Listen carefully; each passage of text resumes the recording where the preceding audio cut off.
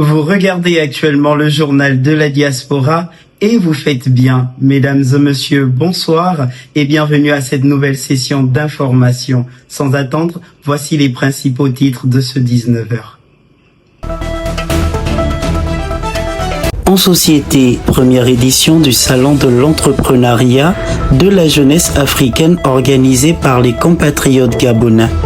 Toujours en société, le réseau des étudiants quand la solidarité devient un piège. Enfin, en éducation, quels conseils donnerez-vous aux nouveaux bacheliers qui veulent poursuivre leurs études au Sénégal? Un micro-trottoir initié par le MJJS TV. En ouverture, parlons société. Vendredi dernier s'est tenue la première édition du Salon de l'entrepreneuriat de la jeunesse africaine organisé par les compatriotes gabonais. Revenons sur ces images captivantes avec Alvin Obian. À Dakar, la Maison de la Culture d'Outasek a servi de cadre du 17 au 18 juillet 2025 à la toute première édition du Salon de l'entrepreneuriat de la jeunesse africaine. Durant 2 jours, de nombreux jeunes venus de divers horizons du Sénégal se sont réunis autour d'un objectif commun: entreprendre, innover et viser l'excellence. Initiée par le mouvement Les Patriotes Gabonais, cette rencontre s'est tenue sous le thème Leadership, Innovation, Excellence, construire des valeurs et des opportunités. Une tribune stratégique destinée à encourager l'esprit entrepreneurial chez les jeunes africains et à promouvoir une dynamique de développement portée par la jeunesse elle-même. Très souvent, on entend les dirigeants africains dire aux jeunes d'entreprendre. Mais comment entreprendre de vous à moi si on n'a pas des outils adéquats, des outils nécessaires? Et il faudrait qu'aujourd'hui, on soit à même de pouvoir adapter l'entrepreneuriat africain aux réalités typiques de notre continent. Donc voici la raison pour laquelle nous avons du moins amené ce salon-là à l'existence pour répondre à ce besoin qui est là, celui d'abord de donner de la connaissance, mais une connaissance qui soit applicable. Et donc, en ce sens, le CEJA a vu le jour pour réunir des entrepreneurs, pour réunir des investisseurs, pour réunir des porteurs de projets, afin qu'ensemble nous puissions rayonner l'Afrique et que l'Afrique soit écrite à notre manière. Le salon a proposé 4 panels interactifs portant sur le leadership féminin, l'entrepreneuriat à l'ère du digital, la santé mentale et l'initiative des jeunes. Des entrepreneurs ont partagé leur parcours inspirant, renforcé l'engagement des participants. Les temps de réseautage ont également permis de créer des connexions concrètes. Une dynamique collective s'est engagée. Croire en soi, miser sur l'Afrique et passer à l'action. Une atmosphère positive et motivante, largement appréciée par les participants présents. Ça a été vraiment une très belle initiative parce que ça m'a permis de participer et de connaître en fait les talents que la jeunesse africaine a vraiment. Et j'ai appris en fait plusieurs choses et j'ai découvert plusieurs talents au milieu de nous en Afrique. En fait, j'avais l'habitude de voir des adultes venir dire aux jeunes de venir justement participer à ce genre d'événement. Mais là, ce sont les jeunes qui se sont levés pour mettre cela sur pied. Donc, je suis vraiment heureuse en fait de savoir que les jeunes aujourd'hui se lèvent en fait. Entre apprentissage, réseautage et inspiration, le Salon de l'entrepreneuriat de la jeunesse africaine ambitionne de devenir un rendez-vous annuel incontournable. En misant sur une jeunesse qui ose, innove et entreprend, c'est toute une dynamique continentale qui s'enclenche, celle d'une Afrique qui se construit par et pour sa jeunesse.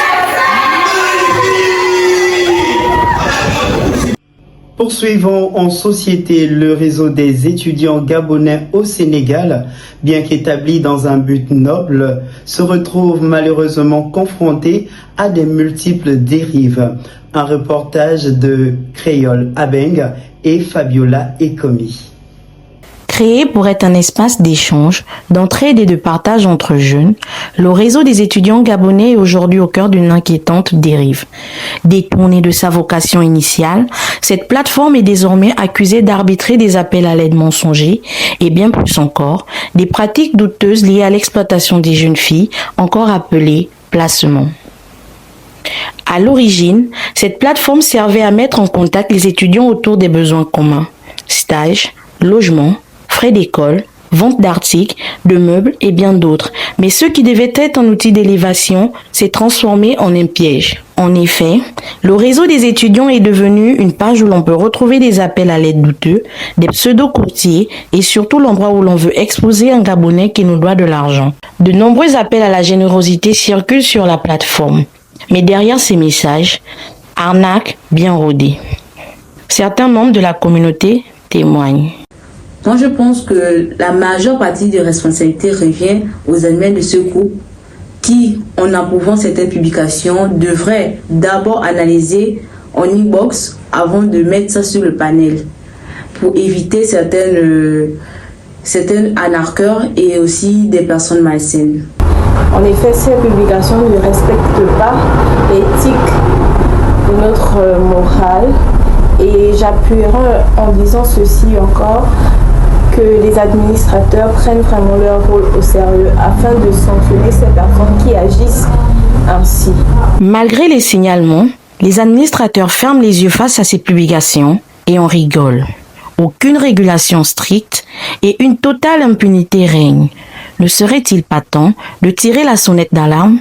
Le réseau des étudiants gabonais doit-il devenir un terrain de chasse pour les prédateurs?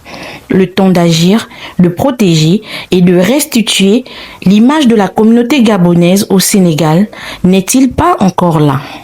Des questions que nous laissons à votre entière disposition. Pour finir, parlons éducation, cap sur la question de l'orientation après bac au vu de la délibération du baccalauréat du 12 juillet dernier. Sur le terrain, Kelly Mongengi, Davila Madjinou et Maureen Biogé.